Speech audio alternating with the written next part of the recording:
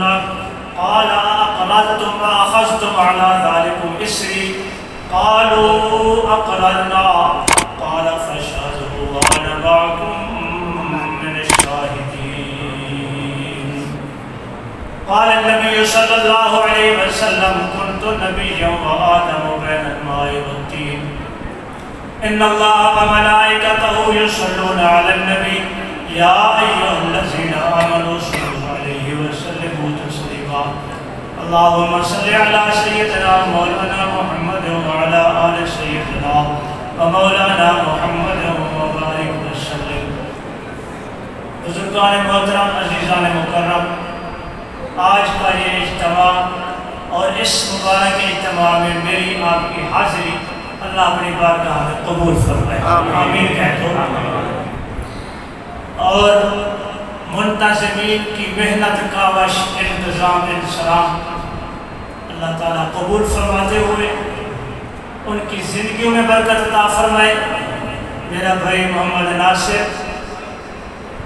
اور ان کے تمام رفقاء جنہوں نے اس عظیم پروگرام کی کامیابی میں محنت دن رات کی ہے، اللہ تعالیٰ دارین میں ان کو بہترین جزا عطا فرمائے. آمین. بخل نہیں کرنا،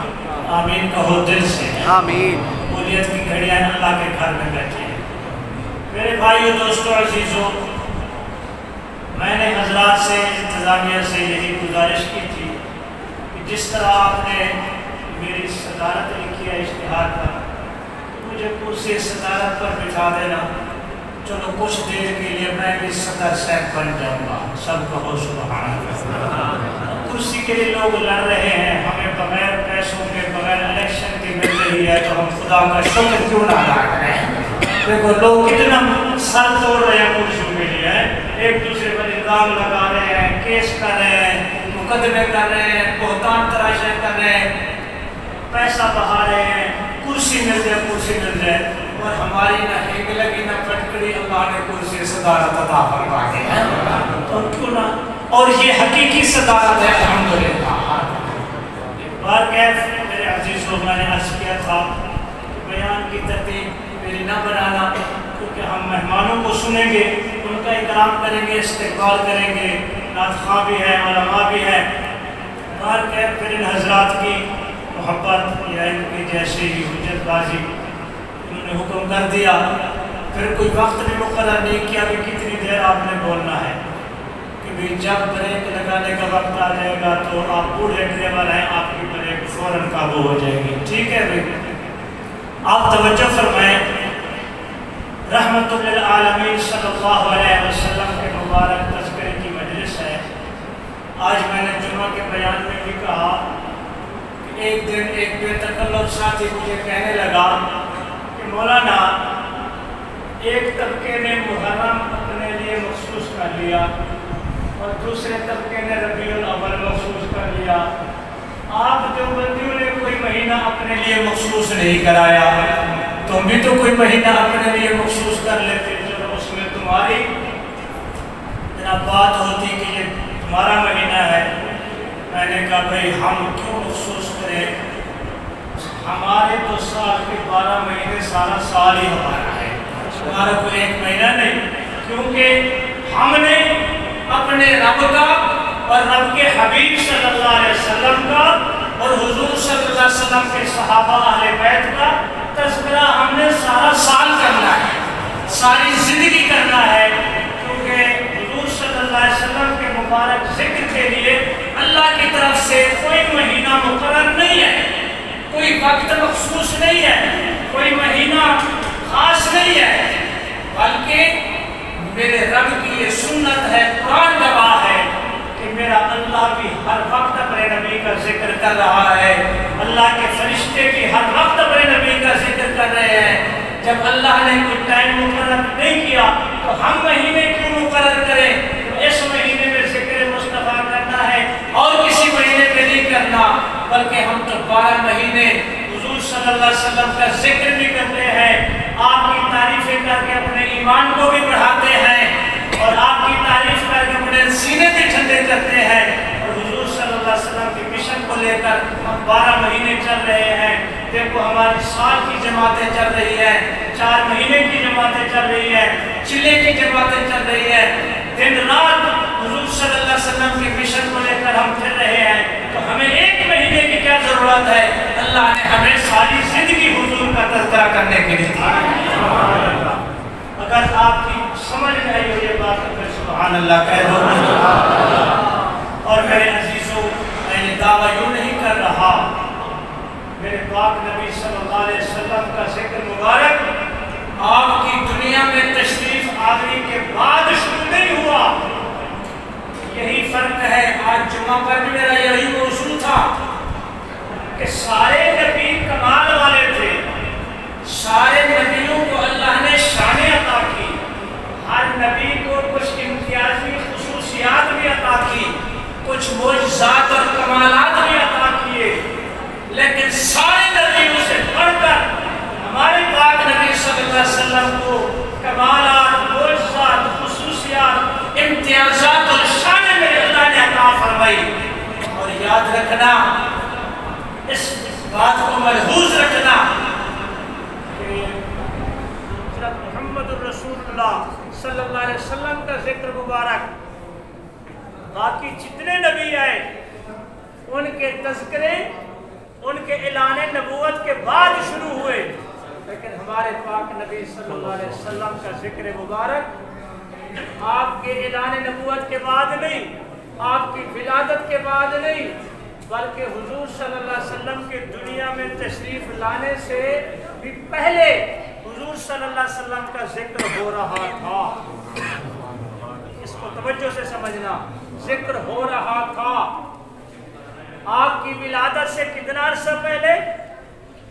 10 سال پہلے، 20 سال پہلے، 100 سال پہلے، 1000 سال پہلے نہیں، بلکہ حضور صلی اللہ علیہ وسلم خود فرماتے ہیں کہ ابھی آدم علیہ السلام کا وجود بھی نہیں بنا تھا اور میری نبوت کے تذکرے ہو رہے ہیں۔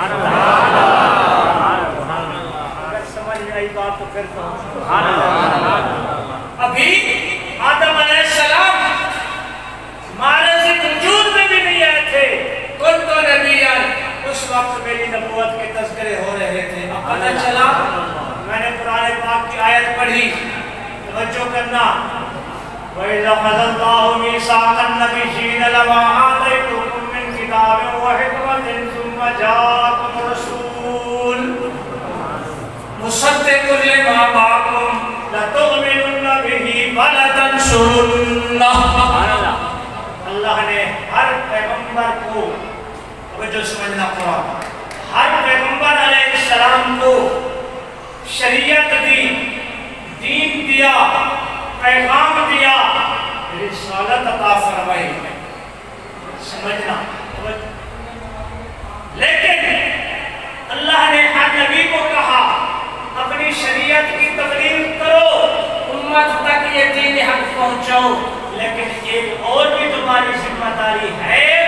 کہ اپنی امت کے سامنے میرے آخری نبی کا تعارف بھی کراؤ۔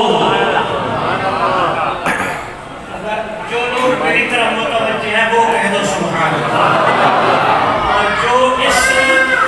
ٹینشن میں ہیں کہ یہ کیا ہو گیا، جب ان کی ٹینشن دور ہو جائے تو پھر توجہ میری طرف کر لینا، ٹھیک ہے نا؟ ابھی اپنی ٹینشن پوری کر لو۔ میرے عزیزوں، اللہ نے ہر نبی کی 2 ذمہ داریاں مقرر کی،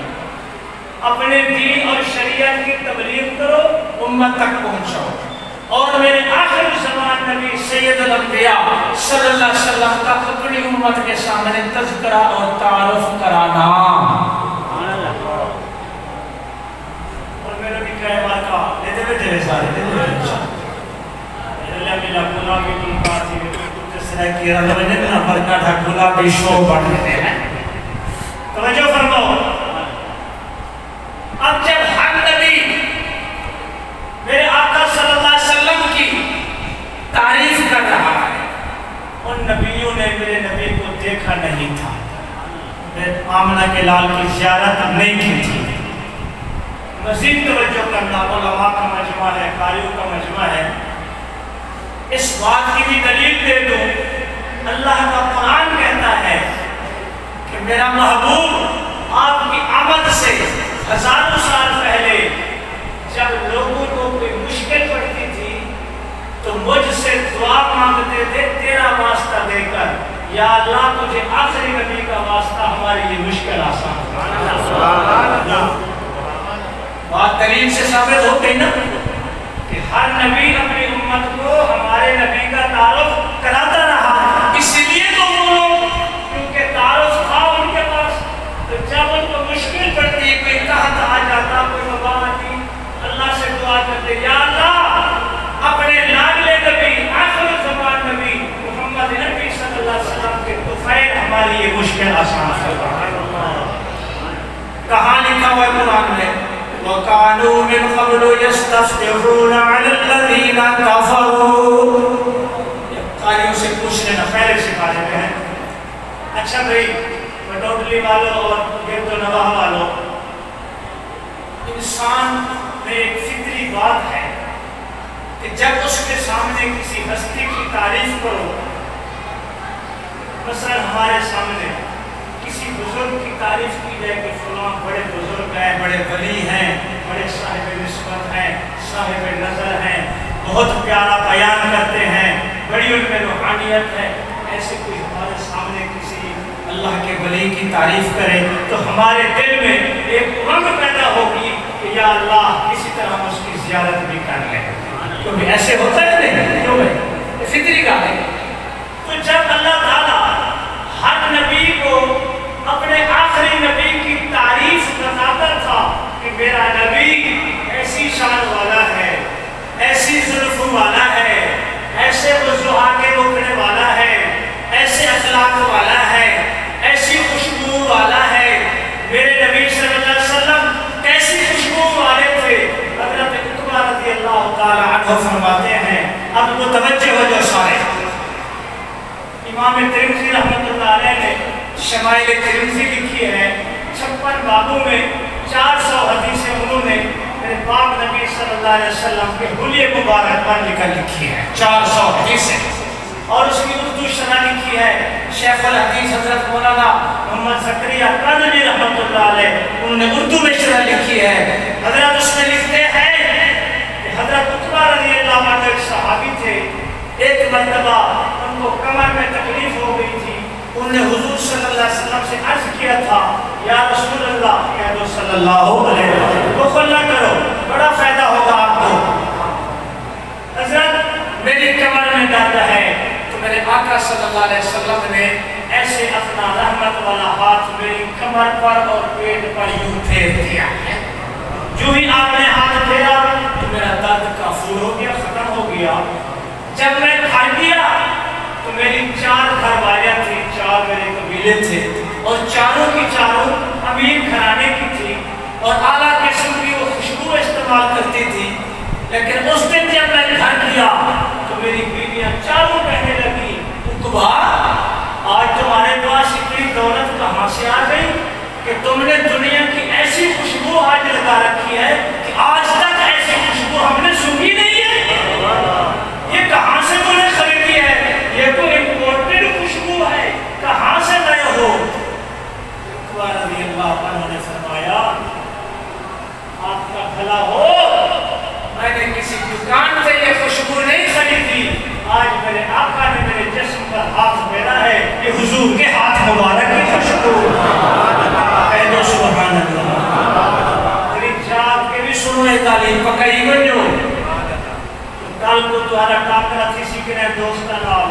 وہ اکثر مولی غلام اللہ تعلق جنی جماعت کرا لے ایدہ نبی کی تعریف کری نہیں سکتے، نبی کو منے دے گی تو سائے تقریرہ پکائی وجہ نہ سنوائے انہاں کو آنکھوں کہ تو آپ خدا ہوائی کہنے لگی جرا عشق اللہ عنہ علماء جو بات کو عطا فرمائے۔ حضرت عتبہ رضی اللہ عنہ فرمانے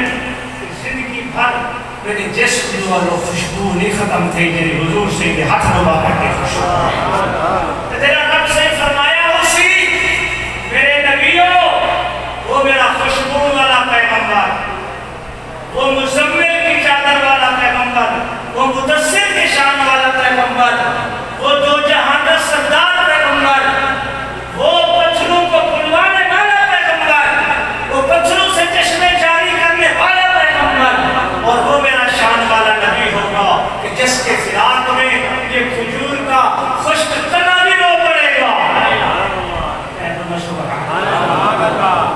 استاد جی ابالے واقع سنائی گئے دے کسا کو تفسیری تے صحیح گئے سنو حضور صلی اللہ علیہ وسلم کی خدمت میں مدینے کی ایک خاتون صحابیہ نے پیغام بھیجا یا رسول اللہ کہہ دو صلی اللہ علیہ وسلم دیکھ رہے ہیں نا آپ دیکھ رہے ہیں نا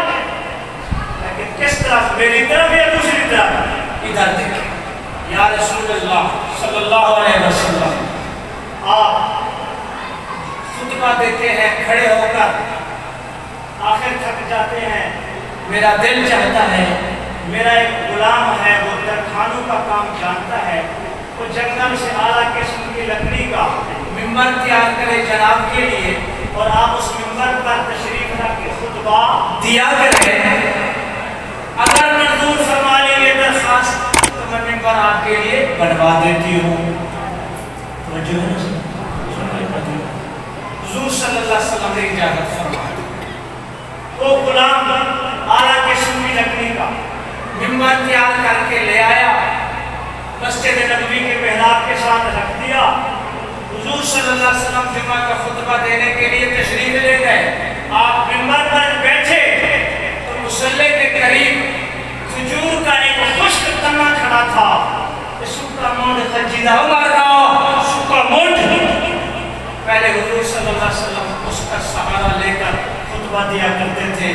آج جب آپ نے ممبر پہ تشریف رکھی اس خشک تنے سے ایسے رونے کی آواز آ رہی تھی جیسا چھوٹا بچہ اپنی ماں کے لیے رو رہا ہے تو حضور صلی اللہ علیہ وسلم فوراً ممبر سے اتر کر تشریف لے گئے یوں اس کو جپھی لگائی اس کو سینے سے لگایا اس کو تھپکی دی حدیث میں آتا ہے بخاری شریف کی حدیث ہے کہ جب اس نے چپ کی تو اس کی ایسے سسکیوں کی آواز آ رہی تھی جیسے چھوٹا بچہ دلے وہ چپ کر رہے دے وہ ڈسک دے تے میں مجھے ڈسکن میں آوازاں سسکیاں بن رہا تھا بھائیو اللہ نے فرمایا ہوگا کہ میرا نبی وہ ہوگا کہ جس کو یہ کھجی کے خشک تنے پہچانیں گے جس کو جانور بھی پہچانیں گے جس کو پہاڑوں کے پتھر بھی سلام کریں گے حضور صلی اللہ علیہ وسلم فرماتے ہیں انی لعارف حجرا کانا یسلم علی قبل ان ابعث